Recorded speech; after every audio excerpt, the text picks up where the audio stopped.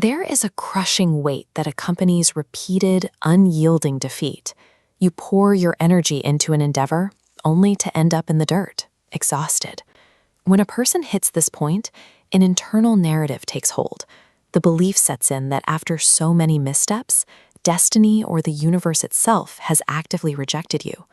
We are conditioned to measure the value of our efforts by their final outcomes.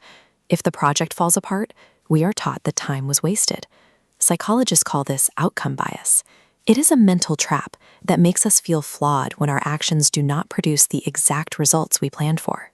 But ancient wisdom traditions offer a different perspective on this despair. When a young warrior presented this crisis of faith to his guru, the master explained that the warrior had not failed.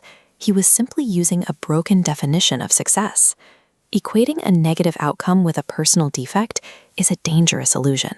It leads to surrender by attacking the spirit rather than correcting the strategy.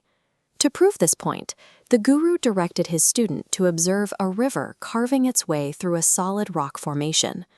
Water lacks the structural density and blunt force required to instantly break solid stone, yet the stone is worn away over time. This erosion happens because the river refuses to stop flowing.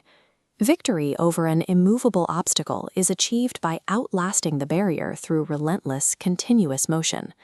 This natural law mirrors the core teaching of Sanatana Dharma, specifically as outlined in the Bhagavad Gita.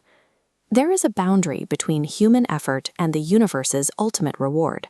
The true metric of success is called dharma, your inherent duty and the correct course of action, and it is distinct from the desire for specific rewards.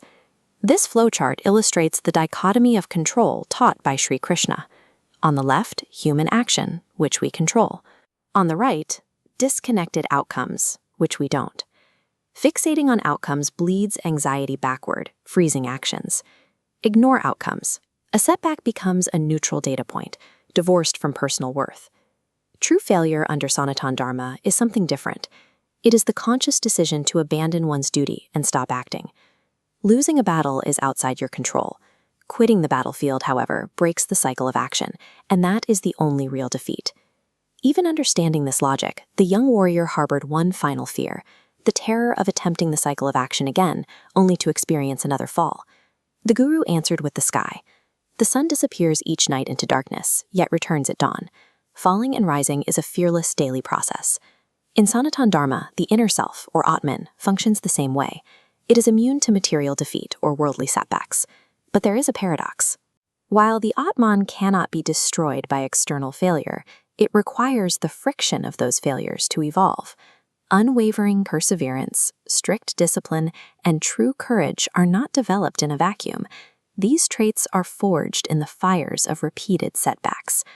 Looking back at the water cutting through the stone, the warrior understood his duty. The despair washed away, replaced by the clarity of his dharma. A fall is merely a collision with the earth. Defeat only begins at the moment you choose to stay down.